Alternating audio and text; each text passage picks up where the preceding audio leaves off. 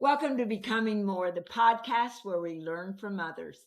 People that have become more because they made a decision to grow.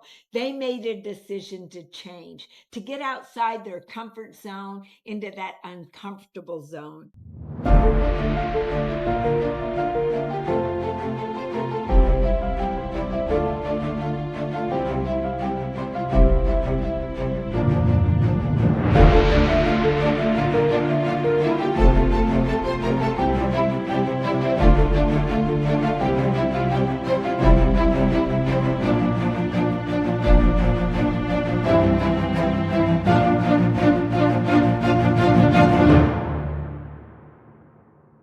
And so if you are someone, maybe you believe that you've been handicapped with ADHD, with dyslexia, with whatever it is, today you're going to learn how others may see it as a handicap, yet you're going to see it as a strength. Because our guest has overcome so many things in his life, things that once he thought was impossible have become possible. As I like to say, you take that I am and you make it I'm possible instead of impossible, right? And we're here to just help you become more by embracing lifelong learning like Tom has done. Tom Freireich is my friend. He is literally, we've worked together. We've helped people in situations that weren't really good, like hurricanes victims, lots of those types of folks, helping them out. And Tom, you've always been there first, yet now you just started Titan Business Strategies, where you help people. And I was so impressed with what you're doing with AI and how it has helped you. In fact, you said you've never read a book until AI. Now, let's just start right there, because that grabbed my attention. And I know our listeners are going, what? He is a consultant. He helps hundreds of thousands of people, and he's never read a book. Okay, you got my attention. So talk to me about that. Yeah, as a young guy back in elementary, back when I grew up, they really didn't know how to deal with educated, challenged kids. We didn't read and write like everybody else did. In fact, writing would be like pulling teeth, ripping out my hair, hitting my hand with a hammer, and putting me in a car wreck, and all at the same time. It was just terrible. And so, well, now, wait, your hair does look like you pulled it out. well, it might have over the years, but I got to tell you, I started working with AI, and I actually got a chance. So I went to the University of Texas because they just graduated me in school because they didn't have any kind of way to make provisions for you or give you extra time like they do now. So I went to UT thinking, okay, I've got this. I got through high school, got into UT, University of Texas in Austin with my friends. And I'm sitting there in English class and I'm like, there's no way. And I go to Spanish and I go to history. And so I went to college for 4 years, but never graduated, obviously. And then, I kind of bluffed my way through the rest of the books or what people would talk about, or I listened to what they would talk about. I can read, of course, but I don't read cover to cover, War and Peace, things like that. There's no way for me to do that.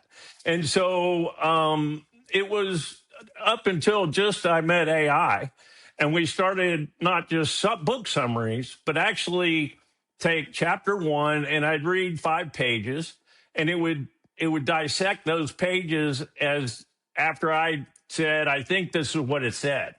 And so we kind of learned how to learn. Some of the things I want to do that I've never done, and I've never gotten a real estate license because of this, obviously, because rote memory is out of the question for me. Taking a test, trying to learn basic testing skills. So I developed through AI. One of the things I want to do is learn Spanish. formally. And so that's one of the things you can learn using these AI bots and a chat and things like that. And so I've got a whole list of things that my crazy brain went through when I started using chat. One of the things, I had a camera that I loved because it was easy, simple. I understood photography. It was mechanical. I could understand the pictures and things. It got stolen. So the new camera, I went and got the latest. I couldn't figure it out. I could not figure out all the buttons, all the settings. I put it on the shelf for 9 months, and Chat and I started working on camera settings. And now I'm using photography at a whole new level that I've never done before. In fact, I'm very excited about being able to take pictures inside of houses and take pictures in Alaska and things that I used to do that I never thought possible, Dianna, before I met AI and before I really started using it. So AI helped you unlock your productivity. What advice do you have for us, though, in the productivity lane when it comes to AI? Yeah, just get started. It's not just a Google search. It's not. It's not. I was talking to it about. I took a course at UT that I excelled in, which was computers, because of the way my head works, and physics was another one I could do really well until I hit the word problems. And so I didn't realize all these different things that I had leveraged. And I said, I was studying artificial intelligence at University of Texas, and I took a class, computer theory, and chat comes back with the teacher, the person, what it was about. It was called computer learning, and that's why you've got. So it's more than just. I think you got to interact with it like you would a collaborative or some. I've interacted with fixing a refrigerator or working on my car or. It's not just a Google search. It's not an email rewriter. It's not a template writer. And actually, it's helped me start thinking about how to build a business, which always seemed kind of out of my league, if you will, just all the different processes and things like that. And it's really helped amplify who I am and change who I am today. And at my age, who would have thought you're going to learn new skills, change who you are, become something completely different, do things you thought never were possible. And this is just so exciting to me. And again, I've only been using it for not very many months. Well, I've got to ask you, what experience led you to believe that AI would actually become one of the biggest opportunities for you in business today? A lot of people talk about AI, yet what actually happened to you that you embraced it? It's funny. Dianna, my daughter, Macy, who you know very well and has been around you, and you've inspired her to do. She has cerebral palsy, wonderful young lady, super smart, master's degree from A&M. She is working on the Google platform of AI, believe it or not, and has been for about 2 years. And she took me to an AI meet and greet and said, "Dad, you'd be really good at this." And I'm like, "Yeah, whatever. I'm too old, I'm like, AI this, AI that. Everybody's AI and everything." And so we got into some conversations about it. And my sweet daughter is pretty straightforward. I think she learned it from you and Mary. But it's definitely, you guys were helping her always to think beyond capabilities and do what she can. Anyways, so I just started using chat, and then I started talking to chat. And I started interacting with chat more than just, and she warned me because she's told me it's not a therapist. Don't let it. And it's wrong, Dad. It's wrong. It can be wrong, and for sure it can be wrong. So it is a collaborative tool. It's more than just an email checker or a paragraph checking thing.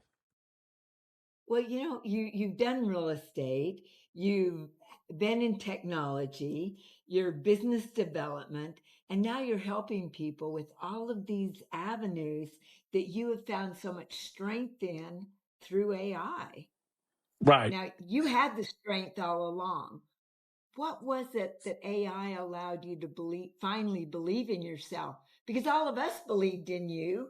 I mean, we all worked with you. We thought you Right. were magnificent at technology and all the things, the business development that you did, the relationships that you built. What happened in your life to where you finally started believing it yourself? Was it AI?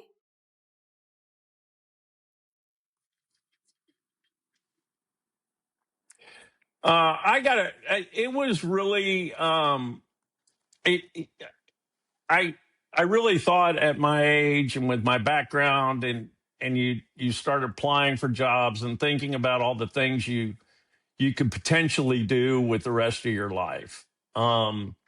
And I've been very blessed with a wonderful life, and just blessed to have wonderful kids. And I just keep asking myself, what else can I do? What else am I good at? What other things can I strive to do? And boy, Dianna, I did everything from truck driving, Uber driving, delivering. I was thinking in my mind, what else could I do? And of course, I don't have the skills for any of that, currently. And I was just, there's got to be something in me. And as I said, I started chatting with AI, and I was going through, and it goes through my skill set and the resumes, and I improved the LinkedIn page, and all of a sudden, it's doing things you would normally have to pay a whole marketing team to do, or a rewriting team. I always was crippled with the dyslexia, not the creative part, but more of how do I put this down on paper? How do I get? And so what I've evolved this into is not only some of my real pleasures in life, like photography, creative, but being able to really change who I am as a person currently. I I sat around and I said, I used to get up in the morning and go to Starbucks and on my way to work, and I miss that. And it was like, you need to go to Starbucks. And then I run into you and we start talking at Starbucks. And it's funny because all of a sudden, uh, you know, things just have a way of maneuvering. And I think it wasn't that I didn't know to go to Starbucks. I just never thought to go back there and just start re-energizing myself from that standpoint. So it's really crazy. I got to tell you, I've been overwhelmed. We're listing a house. We're doing this other stuff, and all of a sudden, I'm doing things that I never thought possible. Some of the fun Well, things that I've done. I had an air conditioner repairman come over. We had new AC units put in a couple of years ago, and one was broken. So I get on the phone and I call around, and you get an air conditioner repairman to come in. He comes in and diagnoses it. He goes, "Yeah, it's under warranty. We'll get back to you with a price." So day and a half later, no air conditioning in Austin, Texas, very hot. oh, And I he calls me back. It's $3,800 to repair this unit under warranty. I go, $3,800. It's under warranty. They go, yeah, 2 days. You need Freon. Freon. The price of Freon's gone up. Freon's out of control. We have two guys, all the labor. They have to take it and come back and solder it. It's going to be a very complicated deal. So I got on chat, right? And I go, and so I took a picture of where he said the problem was. It had a Freon leak. So I took a picture of where he was pointing. I sent it to chat, Dianna. And I said, chat, $3,800 seems like a lot of money for a repair job. And of course, chat comes back with a whole thing. It says, you know, you need to pay between $800 and $1,200. It is out of line. Matter of fact, I would call Carrier. I would ask them for, you know, see what they could do to help you out from a refund standpoint. Call another person, tell them, you know, Freon is price range is this, you know, it should be like a couple $100 for Freon, not thousands. And so I called another company, and for $800 in my coupon, the guy replaces the same part, puts it online, and it's up and running in a day. The old company calls me 7 days later and said, "Are you ready to get going? We'll come over and fix it." And I said, "No." The problem with AI, the great thing about AI is consumers are informed. They're totally informed about everything now if you're engaged in it. And I think that's the biggest learning thing that I've taken in is it's you can learn about just about anything, and you can be aware of things that normally you weren't able to find out. The other AC guy may have gotten $3,800 from me, but since I asked chat and I got reasonable estimates, it just made the whole thing a lot more sensible and how the outcome of that event. And so having it as a tool in your tool bag and having it as a part of your power that you have, the learning, the everything, it allows you to just do so much more than you ever thought possible. Well, and I think that's the part. A lot of people are embracing it. They're taking classes on it. They're learning how to do Excel spreadsheets with it and all of that. Yet you just getting on it and becoming innovative. And that's one of the things I know about your family. I mean, thanks to your father, I mean, he taught you growing up that stop thinking about the conventional way of doing everything. Be innovative, look for other ways to do it. And I loved that question.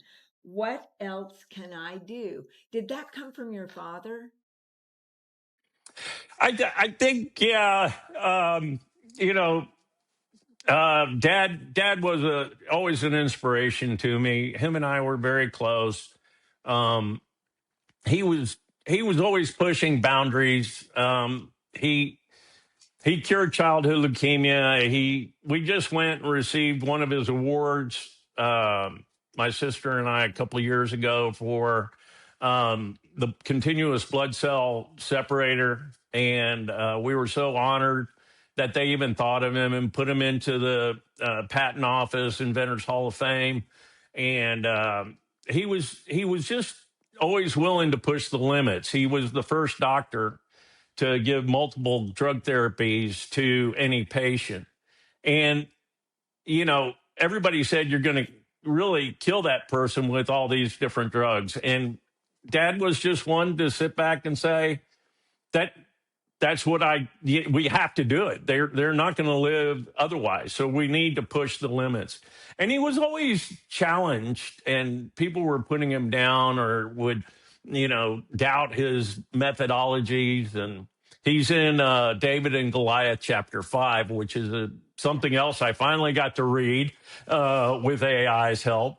And we were so blessed to have so blessed to go through it together. Dad had been a part, and I was always like, "Yeah, it's great, it's great," and I never really got a chance to read it, understand it like I did today. So my world is an oyster right now, Dianna. Oh, it sounds so wonderful. And there's a lot of fear though around AI replacing jobs, and I, the thing I do know, AI cannot build relationships and it has no ambition. We have to have the ambition. And so from your perspective, what skills do you think will actually become more valuable with using AI? Is it all of them?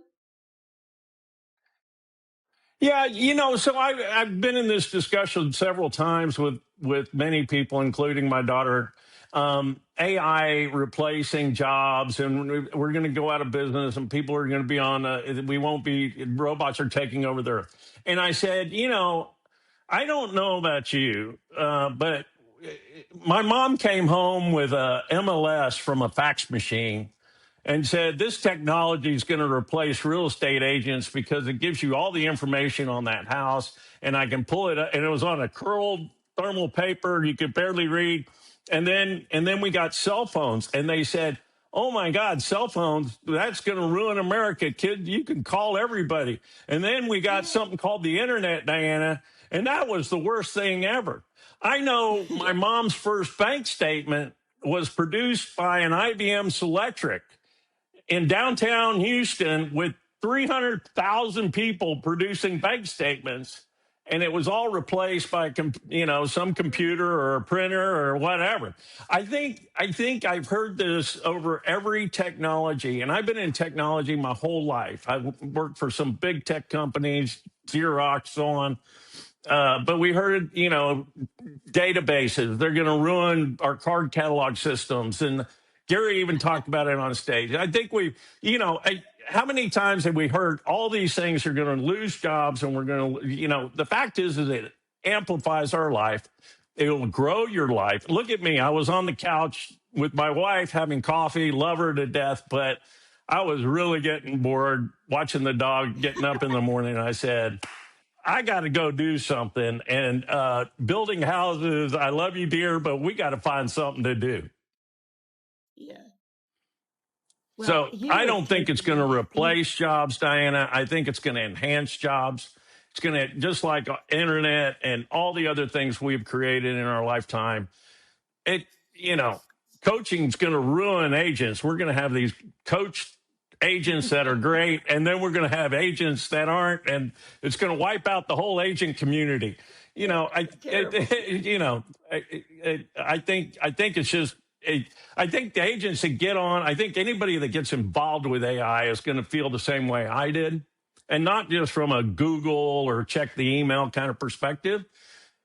And I don't think you have to eat this elephant in one bite. This is going to be the biggest technological advancement ever in our lifetime. And I think it's just something you have to just start with. Free chat, free Claude, whatever. Just start. Real easy. Hit the button and go. Tom, you've built big businesses. You've developed many teams. You've helped so many people with strategies in their own businesses. And your personal mission is to help people become more through lifelong learning and technology. So, what is one lesson, though, that you would like to leave everybody with today? The one thing I think that is really important is to not ever give up, never stop working on what you want to go in terms of a direction. I think one of the things I've allowed myself, my parents passed, and I kind of fell. I was taking care of them, and then I made excuses. I worked on this and worked.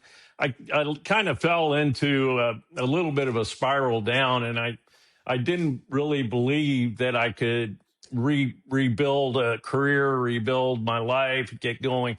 And I think even as a young person, you tend to get into these traps in life that are time sinks, right? You tend to spend a lot of energy into negative, or you go into things that are not productive or not helping you move your life forward.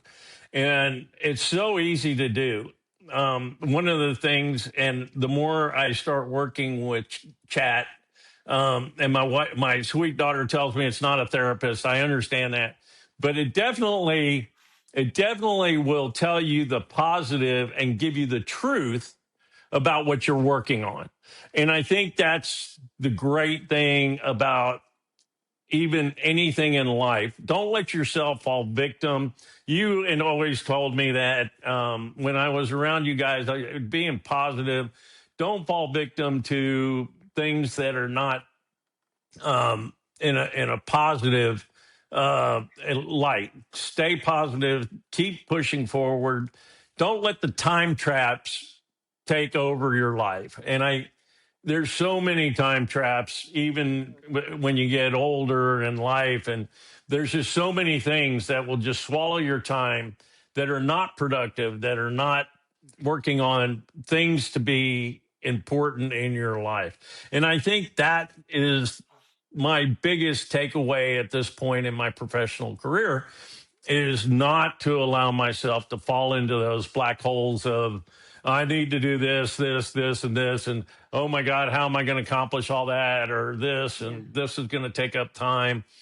This person's being negative, so I'm going to go talk to them about being negative too. And I just think, but that's one of the parts I miss about, being at the office with you guys, is you would never let us go there. Dianna, you would always, we're not going to go negative. We're not going to allow ourselves to fall into these potholes of life, and continue to move forward. So That you know what, they are potholes. I that's wish what I I could learned. say I didn't fall in any yet. I've fallen in them too. We all have those times. Yet we've got to have friends. That's why I was not supposed to be at Starbucks that day, and it was Sandra that called me and said, "Hey, I'm in town, and I would like to see you." I had just had a procedure done over. It was an IV that I needed, right? And so I just had that done, and that Starbucks was the closest one. So I said, "Yeah, I'm right here. If you want to go to that Starbucks, I'll meet you." Well, she met me there, and we were talking about old times, and all of a sudden you showed up, and it was like, oh my goodness. See, I don't think there's any coincidences. That's why you're here, to help everybody. I think everyone on this call that's listening to this podcast literally knows they've been in potholes themselves. Yet you gave us a great question, Tom, and I trust that everybody wrote it down. What else can I do? Your father, Dr. Emil J. Freireich, in David and Goliath. What a great man. And to teach you that there's always another way to do something. And Titan Business Strategies, I understand why you're able to help so many people, because you're always looking for that other way to do whatever needs to be done. Now, I want to go to this ADHD though before we finish this podcast, because many people that listen, as I told you earlier, my book, Becoming More, You Can't Get to Better Until You Get to Different, was recognized as the #1 book for neurodivergent entrepreneurs.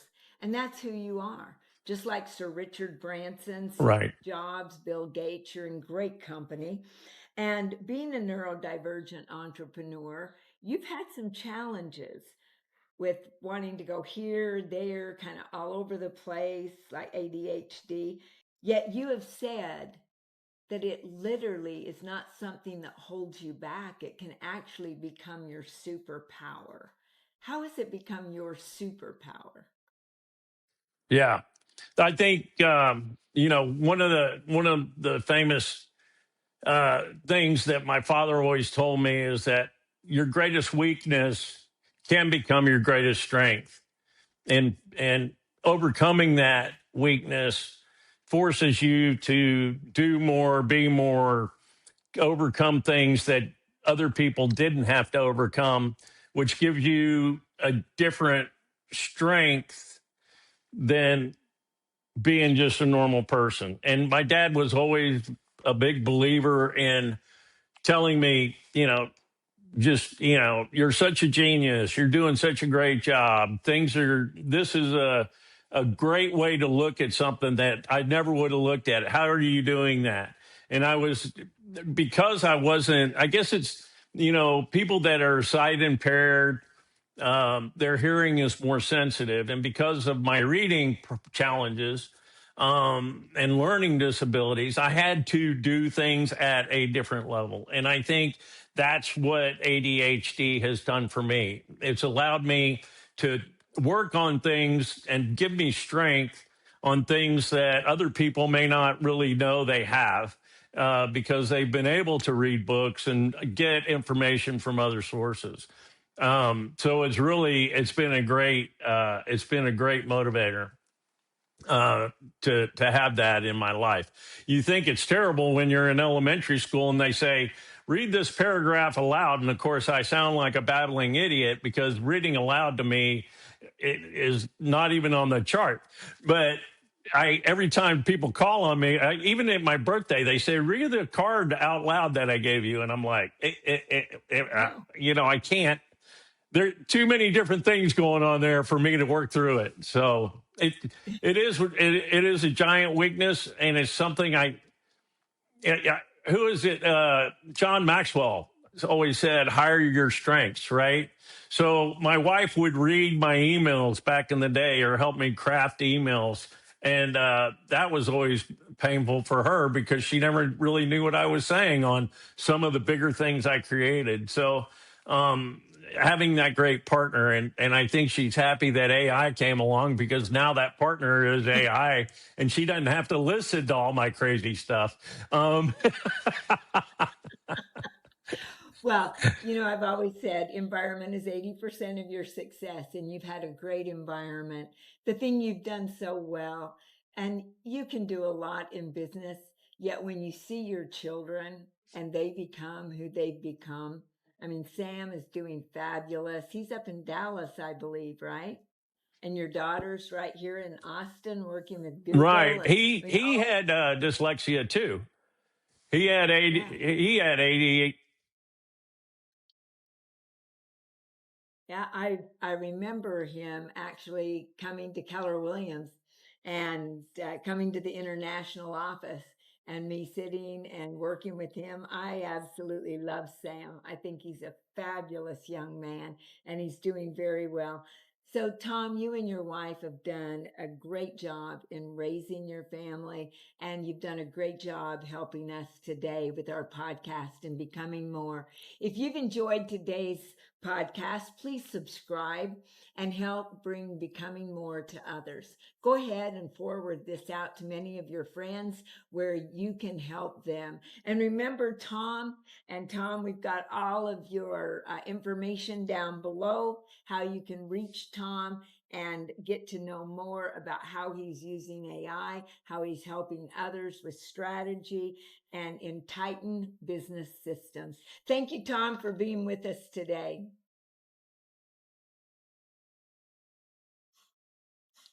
Absolutely. Thank you again. Great to see you, Dianna. Sorry about the internet. It's all good. It's technology. Talk to you soon.